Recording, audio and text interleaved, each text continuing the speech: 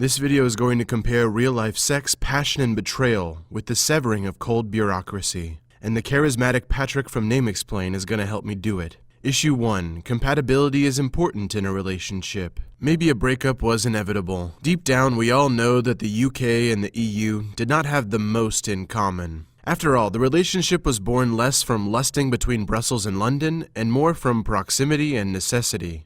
2 world wars with millions of deaths made some form of European unification a means of survival. When Winston Churchill first spoke on the concept of a United States of Europe, he knew the idea would sound radical to many in the United Kingdom. And even though the 1975 referendum to stay in the European community passed overwhelmingly, with 67%, there was loud opposition that remained through today.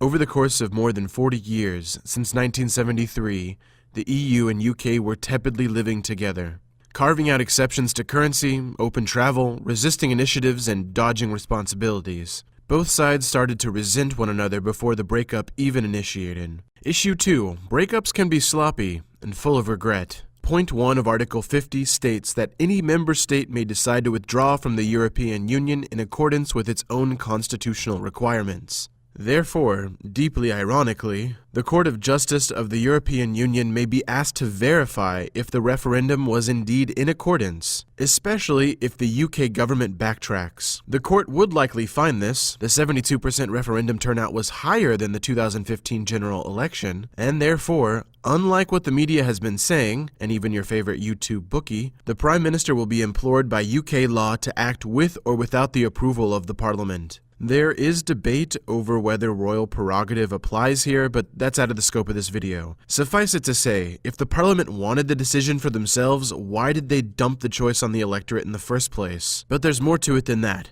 The EU Court of Justice could insist, through the still active European Communities Act of 1972, that the Prime Minister is legally obligated through EU law to execute Article 50. The UK is still a member of the EU until Brexit is complete, and therefore EU law still applies. In effect, there is likely no going back. The Prime Minister is obliged to trigger Article 50, and the European Council is obliged to follow through until the complete extrication of the UK from the organization. Anything short of that would be funny business. Another thing many have been getting wrong is point 3 of Article 50, which creates a so-called guillotine clause for the European treaties with the UK. Once Article 50 is triggered, the UK cannot delay indefinitely. Point 3 states that after triggering, either the interested parties organize Brexit in a timely fashion, or all their treaties are automatically cancelled after 2 years. The chance of this being altered would require a highly unlikely unanimous agreement from all the other 27 member states. Issue 3. Breaking up won't solve your underlying personal problems, it might make them worse. I should have mentioned the biggest sloppiness of all. This wasn't some monogamous love affair between England and some blob called Europe. This was a polyamorous love fest with Scotland, Northern Ireland, Wales, and the other 27 European states. Now that England has voted out against the will of Scotland and Northern Ireland, one breakup might lead to more. And it all started with that god-forsaken name. Brexit. To explain why such a name is really a backwards peace sign to the rest of the United Kingdom, here's Patrick from Name Explain. His etymological name explaining videos cover everything from geography to Pokemon, so be sure to go subscribe.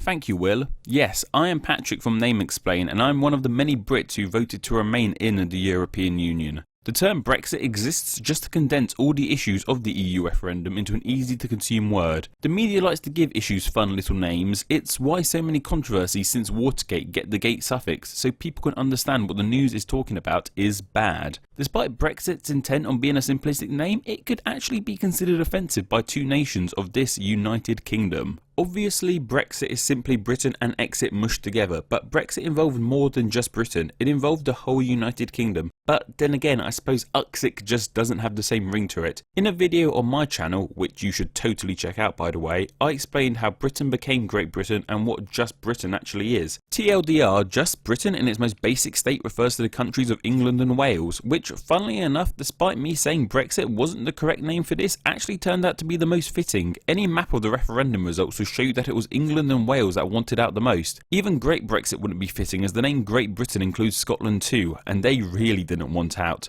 I wouldn't be surprised if a Scottish or Northern Irish person was offended by just how inaccurate and unrepresentative this name was for them. What comes next in this breakup? I don't know. No one really knows. Perhaps we'll be outside the EU's window of a boombox begging them to take us back. But for now, all we know is it's going to take more than a cup of tea and to simply keep calm and carry on.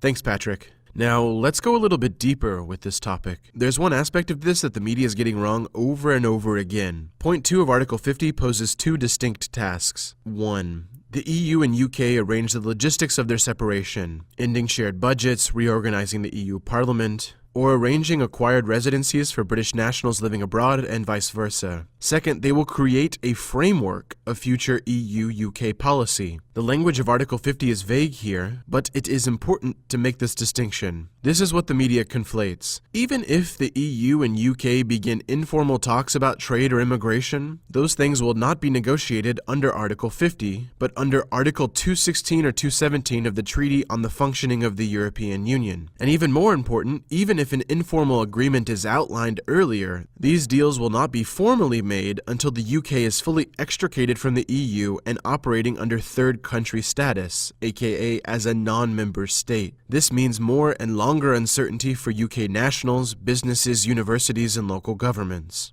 Issue 5. Breakups usually lead, slowly and over time, to a recovery. But here's the problem. Of course, we all know the UK will remain a powerhouse, but likely will carry on for the foreseeable future as a weakened one. The UK will be negotiating an exit that must be approved by 20 of the 27 member states, the UK Parliament, and the European Parliament. And don't forget the guillotine clause from earlier. They will have 2 years to achieve those approvals, or everything is decollated anyway. Critically, after that, when formally negotiating their future relationship with the EU, it will fall under 218 of the TFEU, which means it will need unanimous ratification by all 27 member states. It is almost unthinkable to opine that the post-Brexit deal will be, at least in the medium term, more favorable to the United Kingdom than the one they previously had. 2 announcements. First, if you enjoyed the explanation by Patrick, click here to go check out Name Explain and subscribe. His videos are funny, informative, short and sweet. And 2, in honor of 1,776 subscribers, I'm announcing a question and answer video. So if you want to know anything about me, my interests, my life, go ahead and ask it below. I'll even tell you if baby tigers are born blind. If I'm being totally honest, I'm a little bit intimidated by the growth. I mean, 2,500 subscribers at the time I'm filming this is a little bit intimidating for me. Because I have things I want to improve, right? Animations, I want to start bringing my face in and kind of filming and doing different things on the project and for you guys, and I don't know, it's just crazy. So I'm really ecstatic. I'm happy about the growth. I'm ready to see this community grow. I'm ready to answer your questions that you might have. So go ahead and ask them. And in particular, as an extra thing on the side, if there's some sort of content you really enjoy that you really want to see, be sure to let me know. I want to make content that you guys enjoy, that you guys want to click on and see, so I'm happy to take suggestions. I'm open to that. And beyond that, just thank you so much again for the support, and we'll talk again soon. Bye, guys. The Conservative Party of Great Britain. Love them or hate them, they're running the show around here. Their full name, the Conservative and Unionist Party, is something of a mouthful, so most of the time they're simply referred to as the Tories. Now, where exactly does this name stand with the Conservative Party? Do they like it? Will they call themselves it?